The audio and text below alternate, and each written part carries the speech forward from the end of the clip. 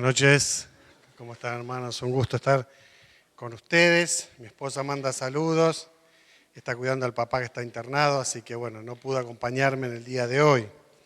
Creo que tienen para estudiar hoy, o tenemos para compartir la carta de Juan, ¿puede ser? ¿Es así? Bueno, no se equivocó el hermano que me invitó. Bueno, hermanos, creo que el Evangelio es tan precioso que cualquiera que escribiera de su transformación iba a impactar en la vida de otros. La pregunta de hoy día es si nosotros estamos impactando en la vida de otros, como por ejemplo Jesús impactó en la vida de los apóstoles impactaron en la vida de muchos otros, y a través de la predicación de los apóstoles o de la iglesia primigenia, la gente se iba convirtiendo de a miles.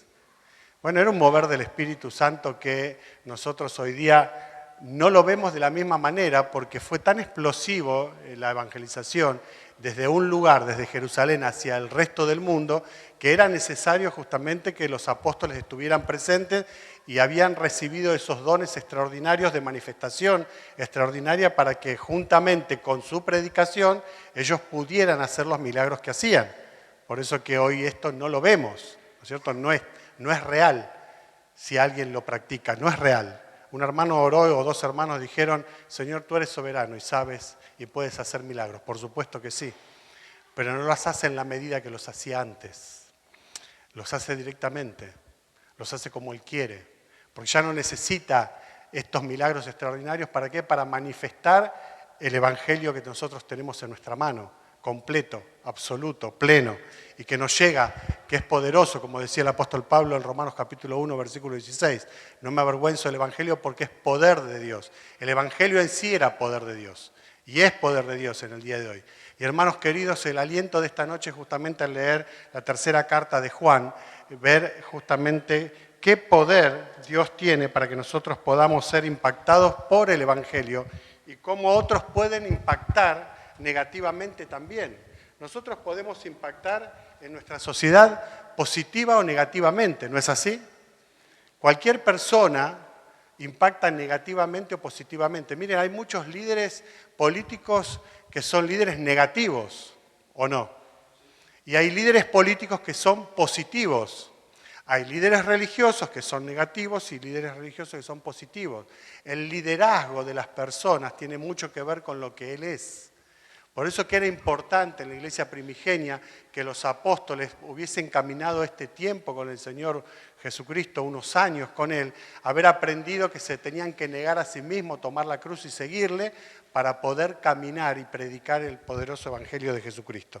Ahora, en medio de todo esto, bueno, ya desde el principio había hombres amadores de sí mismos.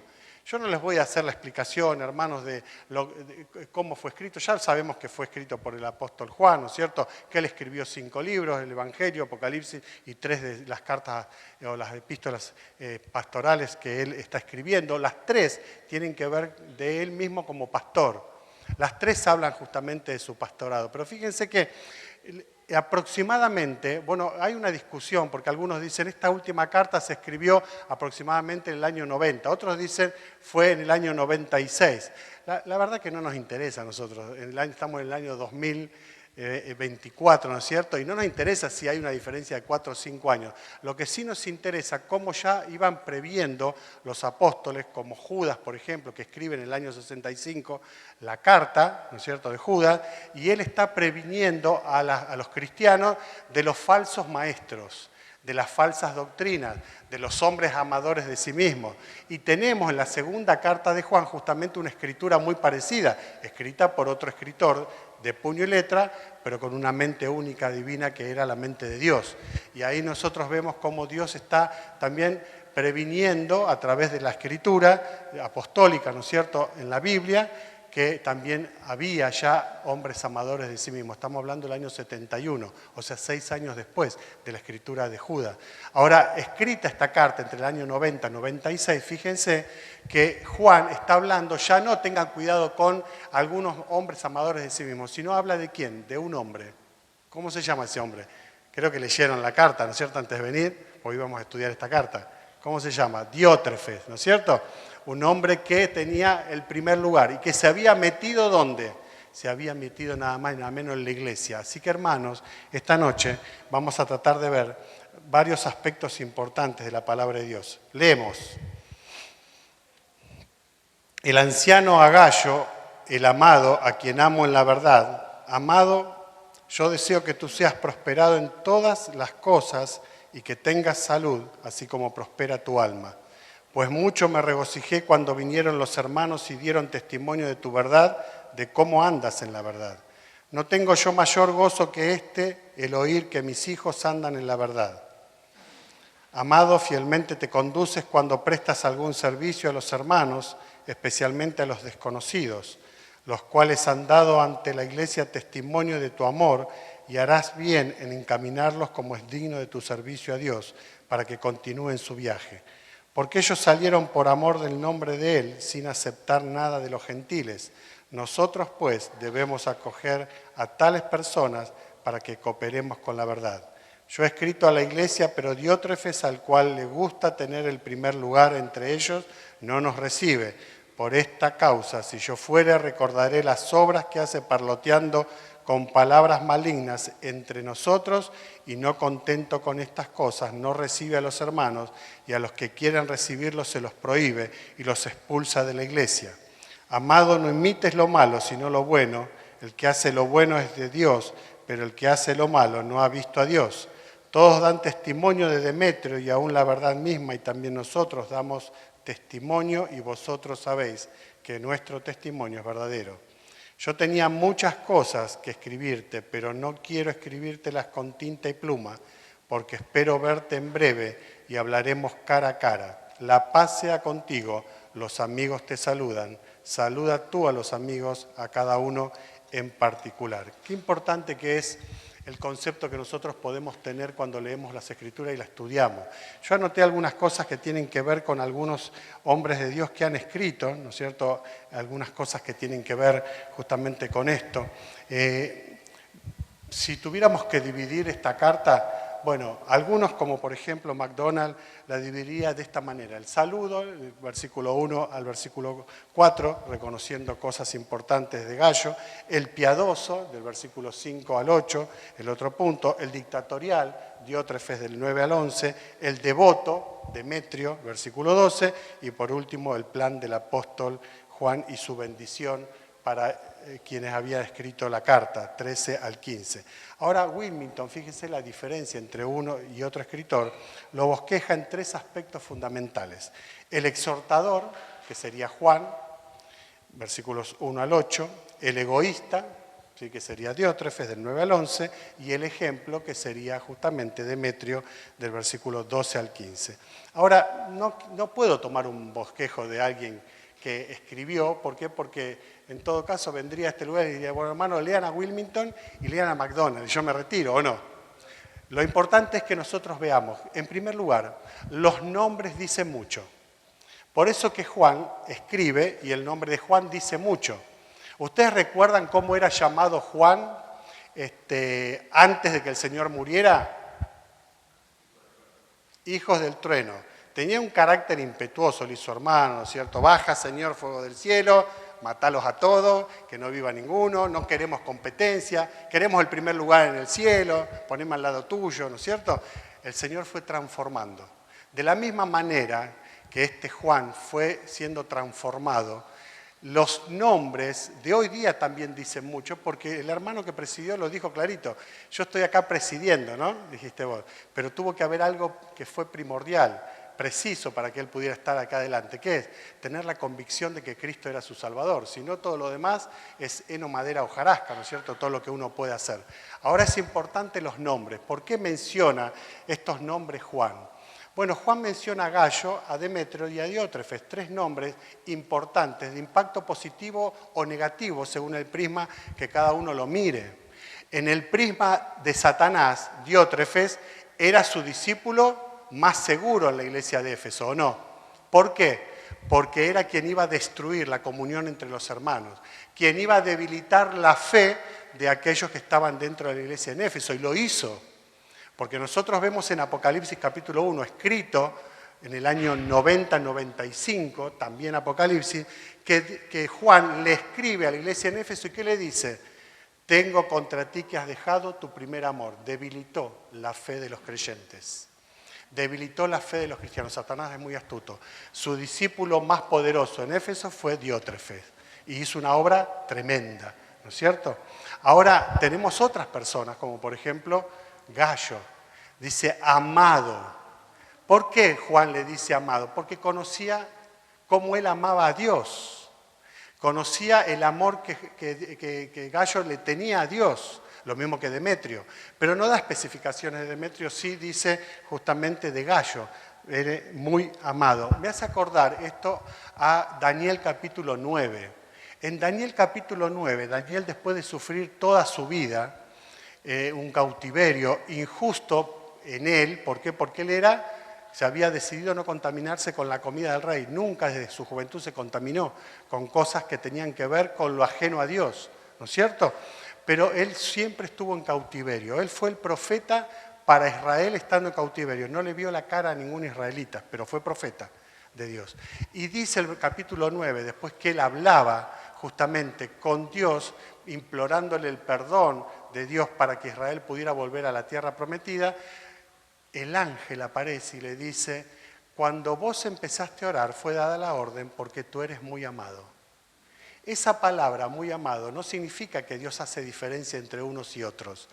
Significa que ese que se siente muy amado, y de la misma manera se sentía Juan, el discípulo amado, él mismo relata como el discípulo amado, porque él se sentía amado por Jesús. Fíjense que los otros escritores del Nuevo Testamento nunca pusieron eso. ¿Por qué? Yo sé que se sentía muy amado seguramente, pero Pablo tenía en su conciencia su vida pasada. ¿Se acuerdan ustedes? Él lo relata en 2 veces consecutivas diciendo yo perseguía a la iglesia, yo mataba a los cristianos. O sea, tenía en su conciencia aquello que había hecho. Ahora Juan, su conversión fue tan pura, tan exacta, que él dice, no hay forma de que yo pueda amar si Dios no me ama primero. Por eso escribe la primera carta. Dios es amor, ¿no es cierto? El que no ama no conoce a Dios porque Dios es amor. Y Juan sigue escribiendo y en este amor él se siente justamente el discípulo amado. Gallo.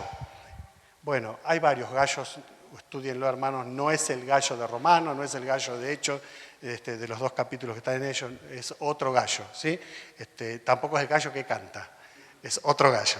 Ahora, Diótrefes significa el nombre de él, alimentado por Zeus. ¿Qué representaba Zeus? La idolatría, ¿o no? La idolatría. Y el nombre le venía justo a él, porque él era un idólatra. Y él quería hacer caer a todos los que estuvieran ahí. Por eso que él tenía control. Zeus era la representación del Dios Todopoderoso que maneja a todos los otros dioses, ¿o no? Y fíjense que cuando habla, no lo voy a volver a leer, después leanlo ustedes en sus casas, cuando habla de cómo era el carácter de Diótrefes, que es una representación completamente negativa para nosotros, dice que él obligaba a los hermanos a no recibir el verdadero evangelio, a ponerse en contra de los apóstoles. Y nosotros, hermanos queridos, tenemos que estar preparados justamente para presentar defensa del evangelio, no sacando un arma para matar a algún hermano que no quiere asociarse con las palabras de Dios, sino para que nosotros sepamos cuál es la doctrina en la cual el Señor nos está enseñando por la palabra de Dios, por la Biblia. Ahora, hermanos, cuando vemos a Demetrio, era un nombre común, era como decir hoy día Juan. ¿Hay algún Juan acá? ¿José? ¿Juan? ¿Omar? Bueno, era común, un nombre que se usaba mucho. ¿Por qué? Porque, bueno, eran nombres de diferentes culturas y entonces se utilizaba mucho. No era algo que sobresaliera, ¿no es cierto?, en ese entonces, el nombre. Pero este nombre, que significaba justamente Demeter, que tenía que ver con la diosa de la agricultura, la diosa griega de la agricultura, no representaba lo que verdaderamente esta persona, Demetrio, era, porque la vieja vida había sido pasada y Dios había escrito en su corazón una historia completamente nueva. Y entonces era conocido ya no por su nombre, el nombre siempre en Oriente significó mucho, el nombre entre los árabes y los judíos significa mucho. Bueno, yo vengo de ascendencia árabe, por lo tanto siempre estudié justamente el tema de los nombres y el tema de las posiciones, por qué el padre y la madre le ponen cierto nombre a los hijos, ¿no es cierto? De acuerdo a la vivencia, de acuerdo al tiempo en que están, de acuerdo a lo que reciben de Dios, de acuerdo a la posición social, los nombres significan mucho. Para nosotros no. Vieron que Tate T-shirt para mí, que elija la abuela. Bueno, la abuela le pone Juana. Y la mamá dice, no, Pepa. Bueno, listo. Pepa y Juana, le ponemos los dos. Y no hay un porqué, ¿no es cierto? Simplemente por gusto. Ahora, hermanos, algo que quería compartir con ustedes, hablando justamente de los nombres de impacto positivo o negativo, está el nombre de Juan, que escribe como anciano. Fíjense que está diciendo en el versículo 1 al 3, el amor entre hermanos. Porque, ¿qué dice él? Al que amo, a quien amo en la verdad. El amor entre hermanos. Un amor genuino. ¿Qué hace un amor genuino? Justamente la representación, es la expresión visible del nuevo nacimiento. Entonces, en primer lugar, el amor entre hermanos es la representación visible de nuestro nuevo nacimiento. Por eso me gustó mucho cuando él dijo, estoy acá, pero antes de estar acá tuve que pasar por la fe en Cristo. La fe en Cristo nos da a nosotros esto genuino que nos da el amor de Dios derramado en nuestros corazones para que nosotros amemos a los hermanos. Ahora, mírense, hermanos, entre ustedes. Mírense. No me miren a mí, yo soy feo. Mírense, por favor. Para atrás, para adelante. Traten de hacer un esfuerzo, por lo menos, bien con el cuello. Un poquito más, muevan un poquito más el cuello. Bueno, algunos no miran a nadie. ¿Qué ven en el otro? ¿Qué ven? ¿Alguien me puede decir qué ven? ¿Qué ven? Al insoportable, al malo, a la mala. ¿A quién? Al bueno, al generoso, al implacable, al intransigente. Todos representamos algo, ¿no, hermanos? Es muy bueno que nosotros tengamos este amor de Dios manifestado en nosotros. ¿Por qué? Porque lo que representábamos antes ya no lo representamos ahora. Y es muy bueno que cuando nos miramos entre nosotros, miremos al hermano como si fuera Cristo mismo en él. Por eso cuando la palabra de Dios habla justamente de esto, que nosotros ahora tenemos la mente de Cristo, es pensar de la misma manera como lo ve Cristo. Hermanos, todos los que estamos acá, si somos del Señor, como dice Isaías 53, somos el fruto de la aflicción del alma de Cristo. Él murió por cada uno de nosotros como murió por toda la humanidad. No solamente por los que están acá en la iglesia, por toda la humanidad, por cada uno de los hombres de este mundo, de todos los tiempos. Es importante que tengamos en cuenta estas cosas. Entonces, el amor entre hermanos hace el amor como expresión visible del nuevo nacimiento. Dice 1 Juan 4:7, que cito ya lo que estudiaron, amémonos unos a otros porque el amor es de Dios, no es de ustedes, es de Dios, porque Dios es amor. ¿Sí? Todo aquel que es nacido de Dios y conoce a Dios ama. Ahora, en segundo lugar, el amor como la condición para permanecer en la luz de Dios. Cuando una persona se siente amada, está en el lugar que ama y donde lo aman, ¿o no? Si usted no se siente amado en una casa, hay muchos chicos que se van de sus hogares, ¿por qué? Bueno, porque escapan del castigo del padre, de la maldad, ¿no es cierto?, de un vicio que le perjudica mucho. Ahora, el amor habla de esto, el que ama a su hermano permanece en luz y en él no hay tropiezo, dice 1 Juan, capítulo 2, versículo 10. El amor como la condición para permanecer en la luz. Ninguno permanece en la luz si no tiene amor y si no comprobó el amor de Dios. Y es lo que Juan le está diciendo justamente a Gallo, que él era muy amado. Ahora, en tercer lugar, el amor como el reflejo de detección del amor entre hermanos, como hijos de Dios, como reflejo. Por eso les hice mirar los unos a los otros. ¿Por qué? Porque ustedes son espejos donde la gente se mira y quiere ver algo agradable, quiere ver a alguien aceptable. Muchos de nosotros nos hemos negado muchas veces en el sentido de decir, soy feo, soy narigón, soy esto, soy lo otro, no nos aceptamos, ¿no es cierto? Y tuvimos que aceptarnos delante de Dios porque Dios nos ama como somos, porque Dios nos creó. Entonces el amor se convierte en sublime cuando nosotros nos aceptamos a nosotros mismos.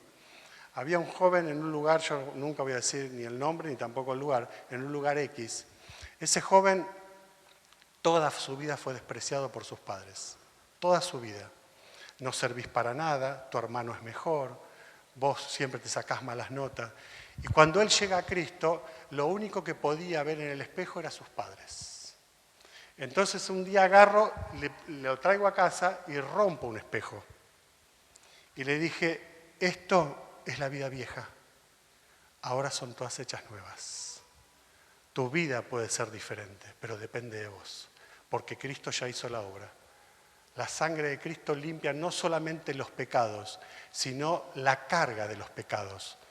Por eso que Hebreos capítulo 12 dice, despojémonos de todo el peso y del pecado, el peso de otros en nosotros, y también del pecado que nos pertenece y nos corresponde a nosotros. ¿Cuánto me queda, Walter?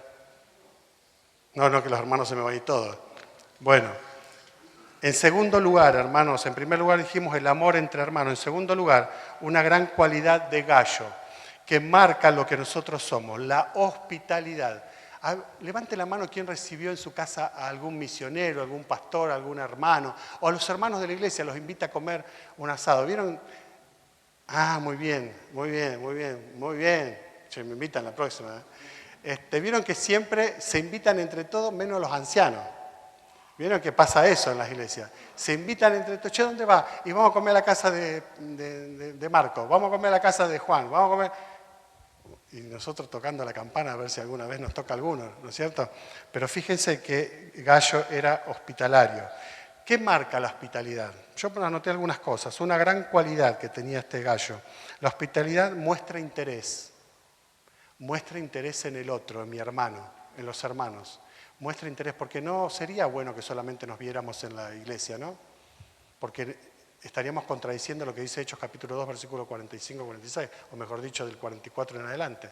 Estaban juntos todos los días y perseveraban, y comían, no solamente perseveraban en la doctrina, no solamente con la Biblia bajo el brazo, sino que comían juntos. No importa si era guiso, asado, carré de cerdo, lo que fuera, comían, compartían la mesa. Y ¿saben qué? Yo no siento a la mesa a alguien que no quiero. Yo no invito a cualquiera de la calle a mi mesa y le digo, vengan a comer. Sí invito a los hermanos, porque son mi familia. Y tenemos que acostumbrarnos a hacer esto. Y Gallo tenía esta costumbre. Ahora fíjense que en segundo lugar, no solamente la hospitalidad muestra interés, sino que también la hospitalidad muestra generosidad. ¿Por qué? ¿No les pasó alguna vez que tenían una Coca-Cola, una Manaus y agua? Y vienen los chicos de la iglesia y le das la Manaus y el agua y te quedas con la Coca-Cola. Hablo un ejemplo, ¿no es cierto? Este Gallo tenía generosidad. El generoso pensará generosidades, dice Isaías capítulo 32, versículo 8. Y por sus generosidades será exaltado. En tercer lugar, la hospitalidad muestra el compromiso con la obra. La hospitalidad muestra el compromiso con la obra. Yendo a Hechos 17, que no lo vamos a leer, léanlo en sus casas, dice que Jasón hospedó a quienes, a Silas y a Pablo. Y cuando la policía, el pueblo, los judíos, los que los acusaban, fueron a buscarlos, Jasón puso el rostro frente a todos los que lo buscaban y puso la cara y pagó fianza por él y por todos los que estaban en su casa. Y entonces muestra la gran hospitalidad con la gran generosidad y el gran compromiso. En tercer lugar, opositores. Tenemos que hablar de Diótrefes también, algo. Solamente 2 o 3 cosas, hermanos, versículos 9 al 11. Fíjense que hay una palabra que utiliza, dice, les gusta tener el primer lugar entre los hermanos, entre ellos. ¿Sí? No nos recibe, o sea, no nos quiere abrir la puerta. Dice, parlotea con palabras malignas. Eran las cualidades de esta persona, o sea, fácilmente identificable. Por lo tanto, nosotros también podemos identificar, y si no lo identificamos, vayamos al anciano o a los ancianos o al pastor de la iglesia y digamos, che, mira, esta persona vino a mi casa y me dijo tal cosa del hermano. La murmuración se terminaría en una semana, ¿no es cierto? Si nosotros cortamos y frenamos todo ese tipo de situaciones, los diótrefes que hay muchas veces en la iglesia, que yo estoy seguro que acá no lo hay. Como no conozco a casi nadie, no puedo hablar de nadie, pero estoy seguro que acá no lo hay. Pero fíjense, hermanos, 3 cosas importantes con respecto a esto. En primer lugar, estar alertas. Estar alertas. ¿Por qué? Porque Juan le escribe justamente a Gallo para que estuviera alerta, para que tuviera cuidado, para contarle lo que había hecho Diótrefes con él.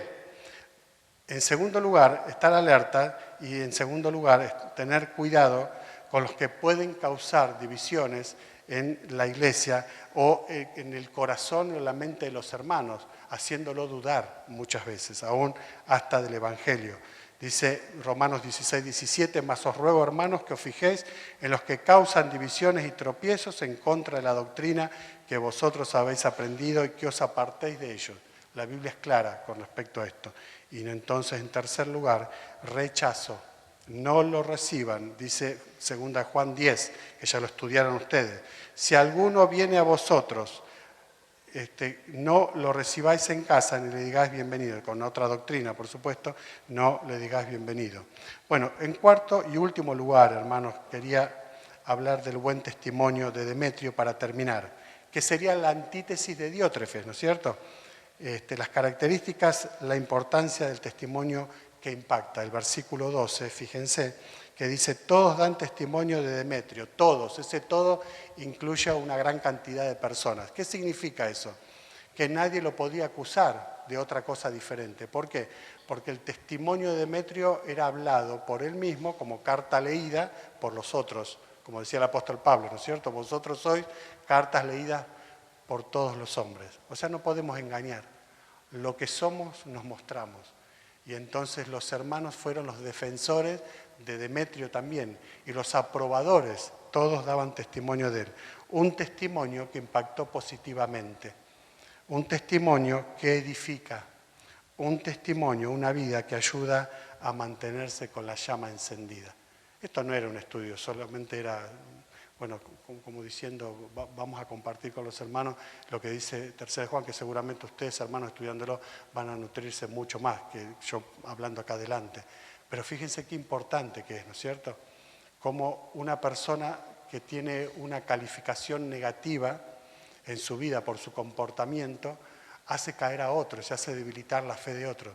Pero una persona que tiene una calificación positiva porque es de enriquecimiento, de riqueza, de edificación, de ayuda, de aliento, de ánimo, hace que la persona, que los hermanos, que le agrade estar con esa persona, ¿no es cierto? Sea agradable estar con la persona. Y por último, los saludos. Y en ese saludo se ve la importancia de estar presente. Y el saludo, como dice, la paz. La paz sea contigo. Qué importante, hermanos, transmitir paz, ¿no? Que creo que Juan lo transmitía, no solamente a través de las cartas que él escribió, sino también el Evangelio. Fíjense cuando él comienza en el Evangelio, en el capítulo 1, empieza hablando de ese ser del universo, que hizo todo el universo, ¿no es cierto? El Dios de los cielos que se hizo hombre, para traernos paz, para traernos salvación, para traernos perdón. Qué importante que el Hijo de Dios tenga paz. Porque después el apóstol Pablo también lo dice, y la paz de Dios, que sobrepasa todo entendimiento, guardará vuestros corazones, nuestros corazones y nuestros pensamientos en Cristo Jesús. Y vos me podés decir, pero vos no sabés lo que estoy pasando yo. Y vos tampoco sabés lo que estoy pasando yo. Pero tanto en el uno como en el otro, la paz de Dios promete estar. La paz de Dios es poderosa y la paz de Dios tiene efecto. No importa cuál fuera el resultado, hermanos, porque nosotros, ¿saben qué? No tenemos la vida asegurada en la tierra, tenemos la vida asegurada en la eternidad. Y un día, y ese día Dios quiera que para mí llegue pronto, y siempre se lo manifiesto a mis hijos y mi esposa, y me dice, no hables así con los chicos ya son grandes. Yo quiero estar con el Señor. Y cuando entre a la casa del Padre, no me voy a maravillar por las habitaciones que pueda haber, por el lujo que algunos piensan, calles de oro, mar de cristal, las puertas de perlas, no. Me voy a maravillar por el rostro de mi Salvador, ver el rostro de quien me ama, ver el rostro de quien se entregó por mí, ver las marcas en sus manos, en sus pies y en su sien, con la corona de espinas que le pusieron injustamente.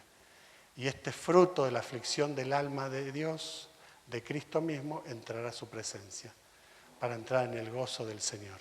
Qué bueno, hermanos, que nosotros tengamos esperanza, que no la perdamos por nada. Hoy oramos por hermanos que han perdido familiares, por hermanos que están mal de salud, por hermanos que la están pasando mal en lo laboral. La vamos a pasar mal en la tierra, vamos a tener muchas de estas vicisitudes. Pero hermanos, no dejemos de confiar. Si algo podemos encontrar en estas cartas de Juan, como en todas las cartas que encontramos, como en toda la Biblia, que la palabra de Dios es viva y eficaz, tan eficaz, que cuando hay dolor, Él lo convierte en gozo ese dolor.